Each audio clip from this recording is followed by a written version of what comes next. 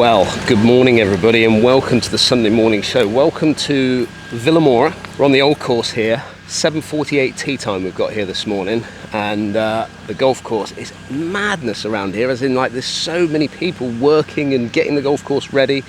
There's actually a Golfing Days Pro-Am that's going on behind us, so we got to keep our pace of play up to keep ahead of those guys. But this has changed. Villamoura Old Course has moved from the old Dom Pedro to now Details have got hold of this, and they have literally, well, it feels like they've transformed it. The feeling that you get when you arrive is such a warm welcome. It's such a different welcome to what we had in the past. Just more staff, more things going on, blowers going on behind me.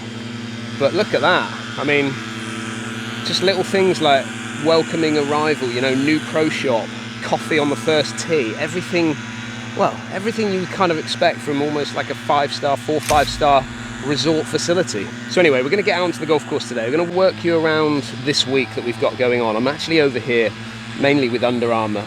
They've got a new release of a shoe coming out. Won't be able to show off too much about this shoe at this moment in time because it's probably under embargo. But we're going to be catching up with them tomorrow. But today, a bit of early filming, get some bits done. Feel like the old course owes me something, so we're going to go out and do a little break par this morning. But anyway, I'll share with you a few shots on the old course, and then we'll catch up again a little bit later. Right, Joe, come on. That is way too many coffees this morning, that. I'm fired up like a bloody trooper. There we go. That should be about 225.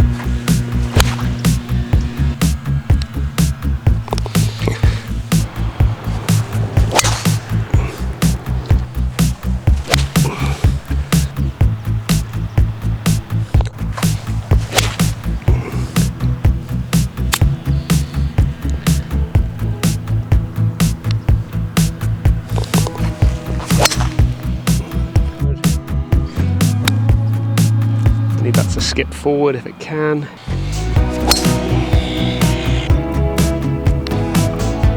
Stay up. Oh! I cannot hit it any better or in a better line than that being rung. Not answering, that's spam. Get so many spam calls at the moment.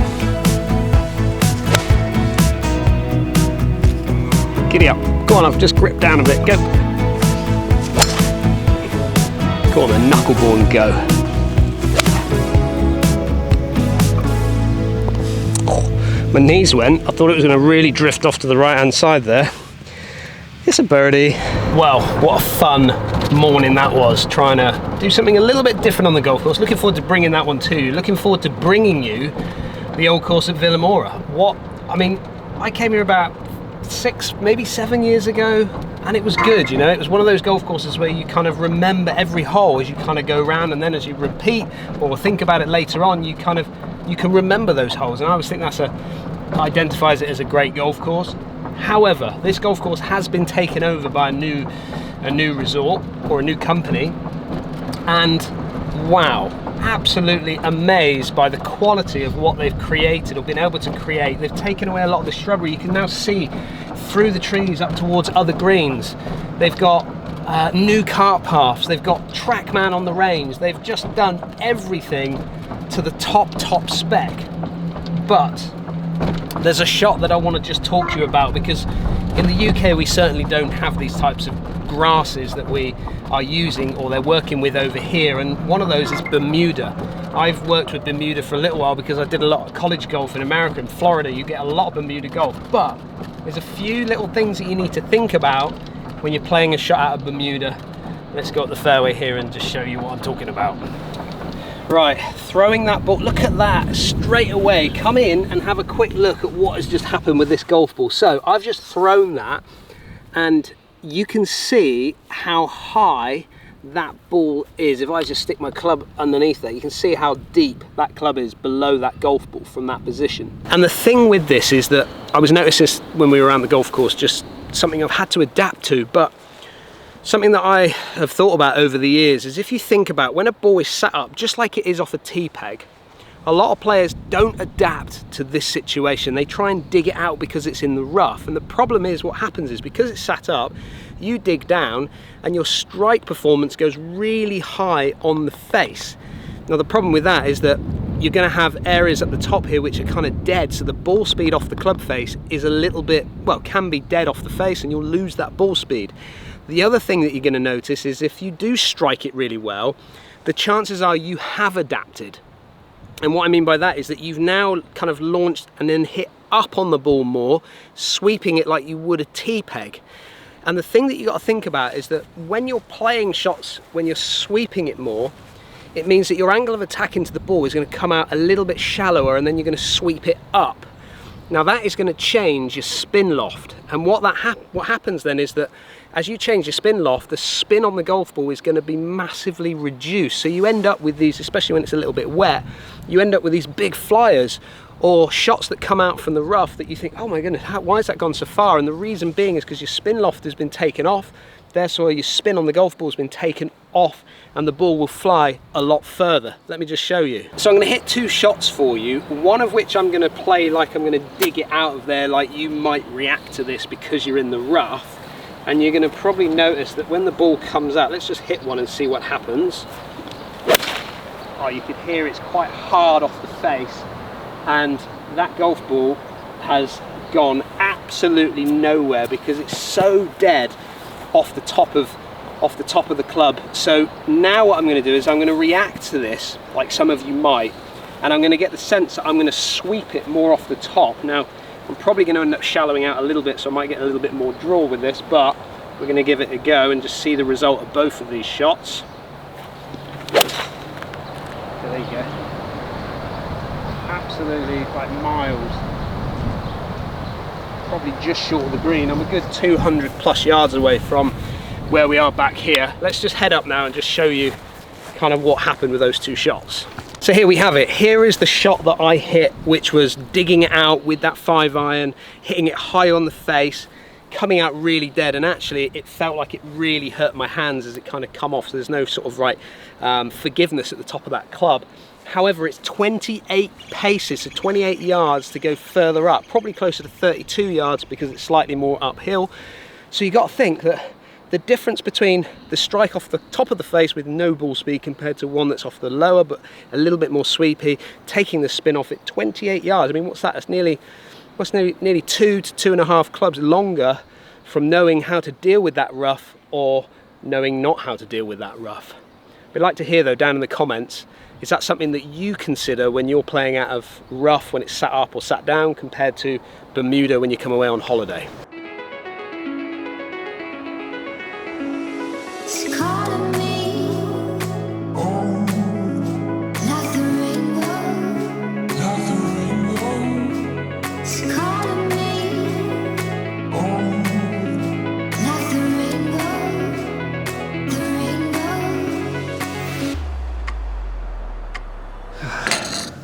Oh, well, Palmeiras Resort, what an absolute gem. I just want to share with you, we've just been out onto the golf course and we've played 18 holes.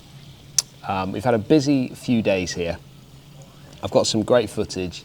The golf course, well, there's 27 holes here in the actual complex. Each 9 offers just something just slightly different, which I think is really quite cool. But anyway, just want to take you out onto the golf course, share with you a few of the shots that we've got around the golf course, and yeah, I think you'll enjoy it. And we'll meet you back here and we'll have a bit of a catch up and a roundup of my experience at Palmeiras. That's not down the left, Joe.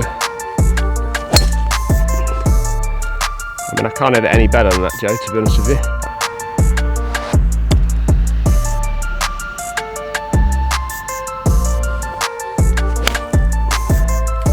Got the draw, I'm just a little bit left.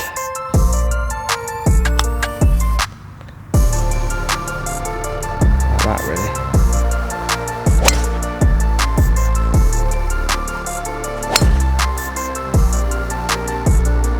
I do like this Solux stuff.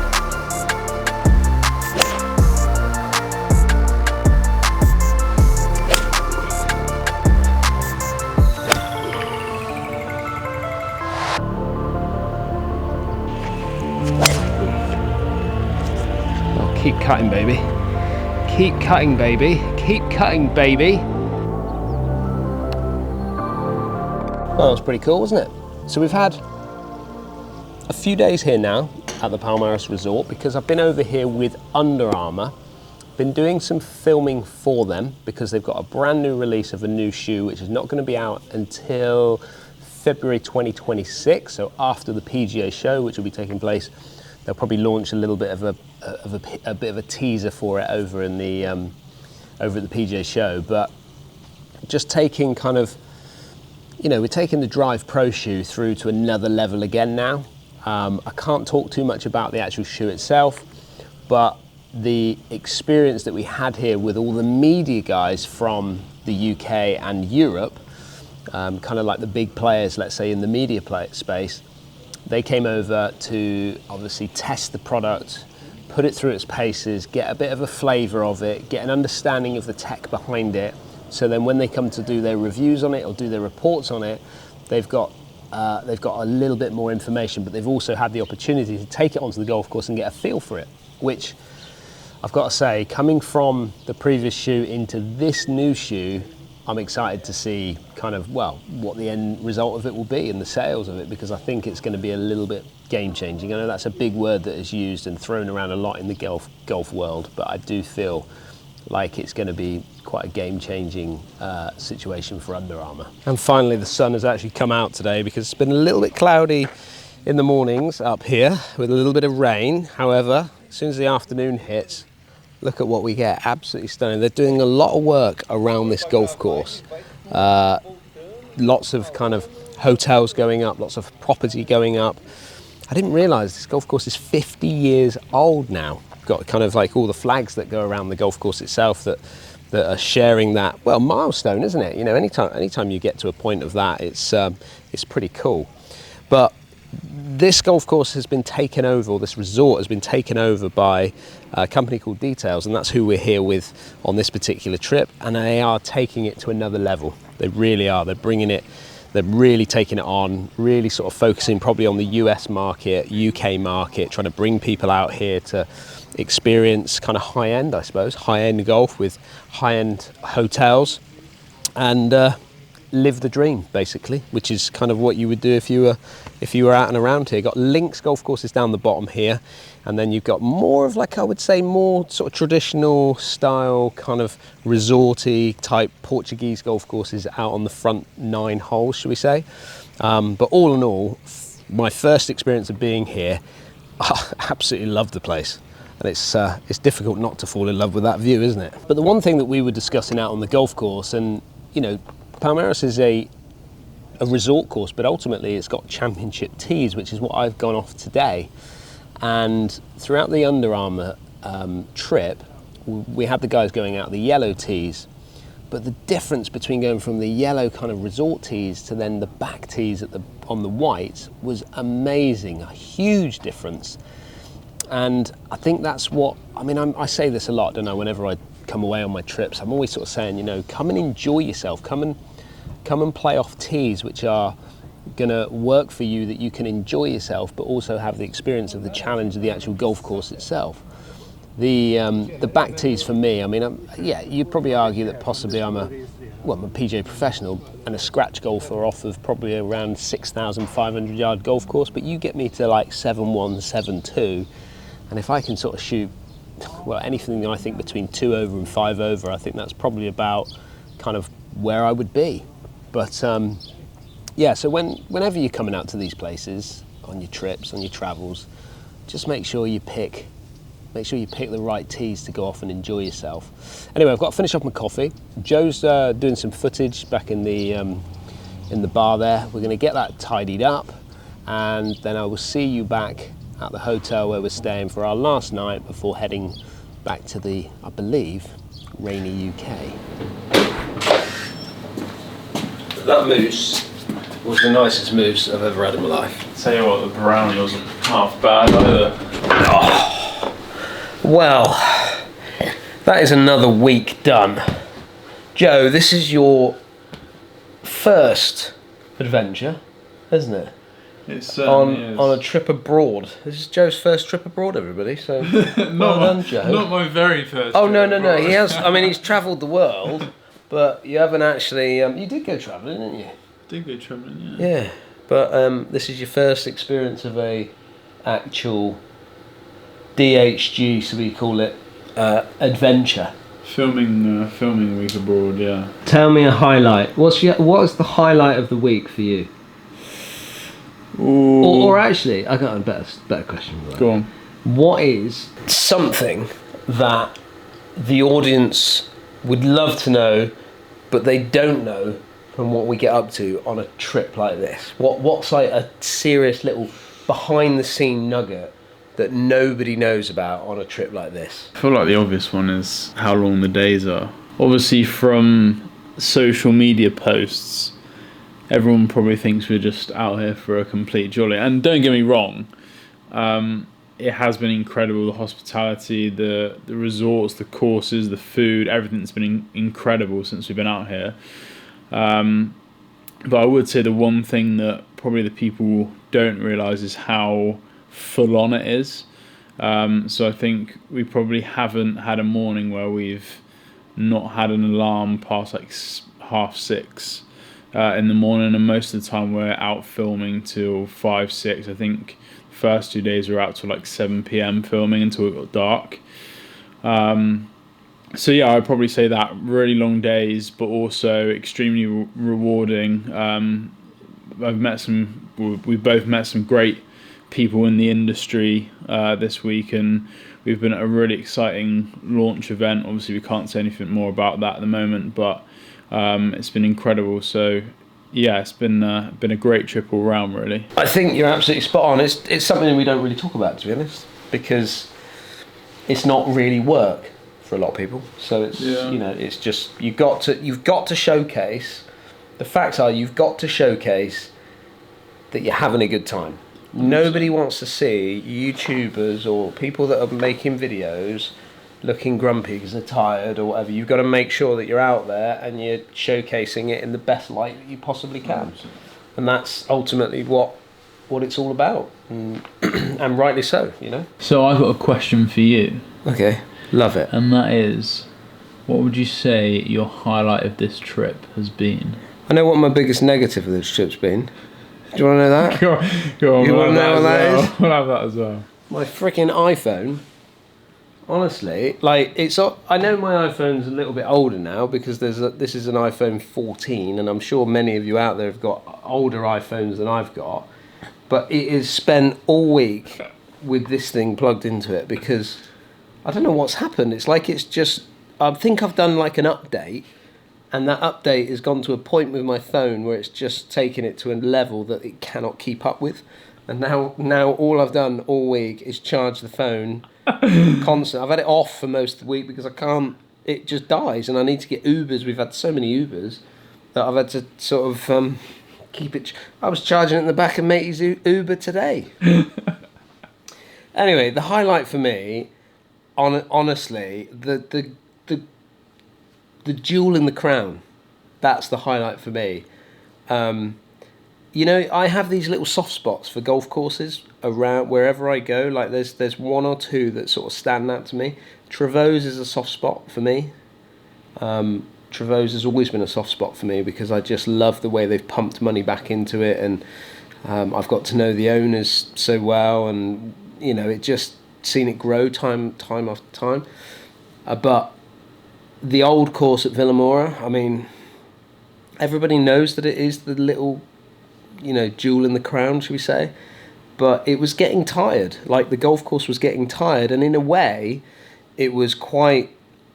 In some ways, it was a little bit romantic in the fact that it was getting tired, and you went around it, and the cart paths were a little bit cobbled cart paths that were being broken up by the roots under the trees, and the trees are just so beautiful. But it has had this facelift that is been done in such a respectful way, because the golf course has not been touched or gone in there. Nobody's gone in there and gone, right, we've got to blow up this hole and start this. None of the golf course needed changing. It was beautiful, and it meandered its way through those pines.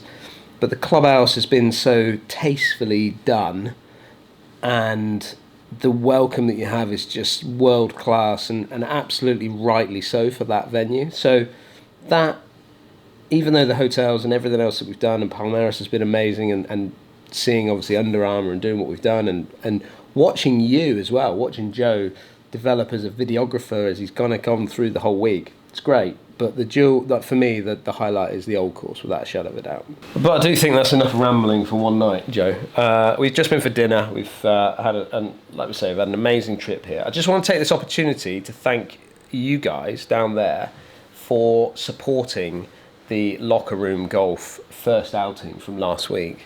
The subscriber count that's gone onto there, and those of you that have not checked out Locker Room Golf, make sure you do, because update from obviously this week has gone on there as well, and our update from the old course has gone on there. There'll be other bits that we'll be updating as we go with the site. And I also want to hear from you guys as well, whether you've got any sort of reviews that you want to post about your trips or golf courses. All I need you to do is email me what you've, write something up and then email it to me, whether it's really long, really short, whatever it is, we want to hear from you on that. But that's it, Joe. Yeah. What would we normally say when we're closing off the Sunday morning show? Thank you very much for watching. Make sure you hit the subscribe button, and we'll see you again very soon.